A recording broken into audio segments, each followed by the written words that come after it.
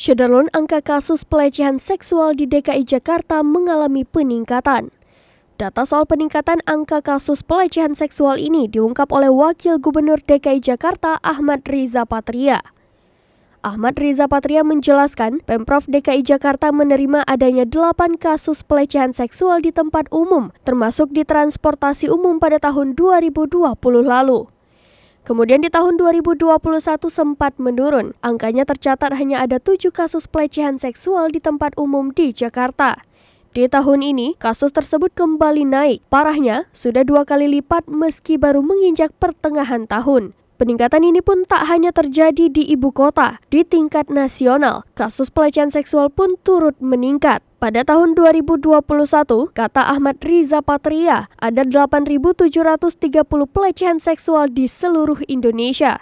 Oleh sebab itu, Pemprov DKI Jakarta menyediakan sekiranya sebanyak 86 tenaga ahli di bidang konseling, psikolog, dan lain sebagainya untuk membantu masyarakat.